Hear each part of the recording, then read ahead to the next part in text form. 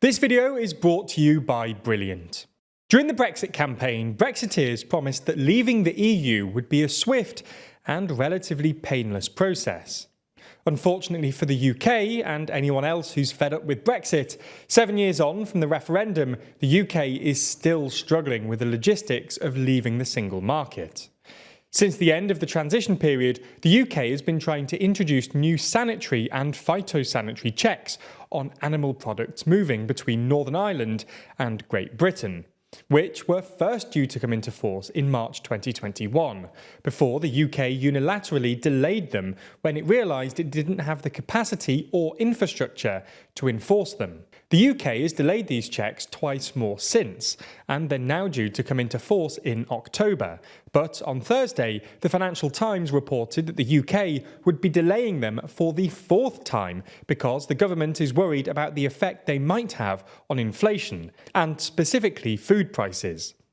So in this video, we're going to look at why these checks have proved so troublesome, why the government is planning on delaying them yet again, and whether Brexit will ever end.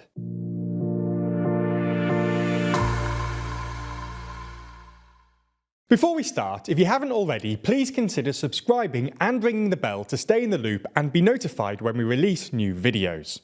So let's start with a super quick recap. When the UK left the EU, it became clear that, unless the UK decided to stay in the single market and customs union, there would need to be checks somewhere along the border between the UK and the Republic of Ireland, which is obviously an EU member state. This gave rise to what's sometimes called the Irish trilemma. Essentially, if the government wanted to do a so-called real Brexit, they'd have to create a border either on the island of Ireland, which would undermine the Good Friday Agreement, or across the Irish Sea, which would threaten the integrity of the United Kingdom. After much toing and froing, Boris Johnson decided to put a border in the Irish Sea.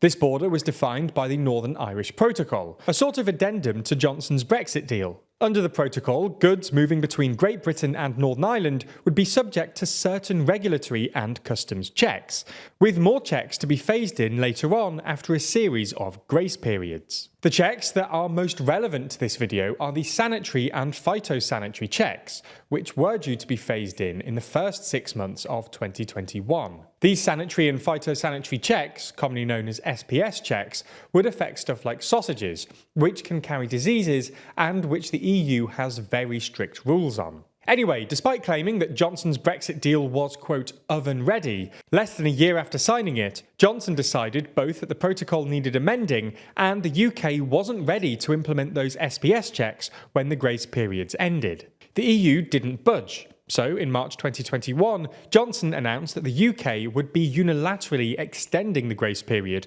on export health certificates, a form of SPS checks, for animal products until September. This was a violation of the protocol, and almost definitely illegal under international law, so the EU started legal proceedings against the UK. A few months later, in July 2021, the EU suspended its legal action and agreed to negotiations with the UK on the issue. But nothing was agreed, and in September, the UK unilaterally extended the checks for the second time. In November, they promised that they'd introduce the checks in July 2022, but somewhat predictably, when the new deadline came around, the UK once again said it wasn't ready, and in April 2022, they delayed them again until October 2023. At the time, the government blamed Russia's invasion of Ukraine, the corresponding leap in global energy costs, and the fact that supply chains were still recovering from the coronavirus pandemic.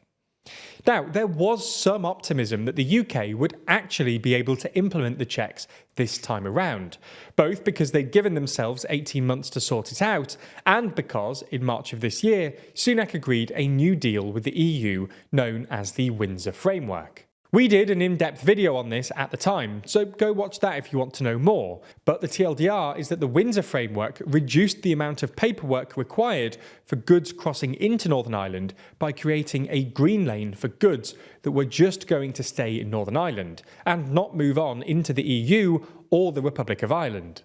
This still meant that SPS checks would be required for certain goods going into Northern Ireland and then into the EU, i.e. going via the red lane. But the government sounded optimistic, and a month after the Windsor Framework was agreed, they published a report on the Border Target Operating Model. The 99-page report presented the outline of a new model for managing, quote, sanitary, phytosanitary and security controls, which the government intended to introduce at the same time as the new Brexit checks in October.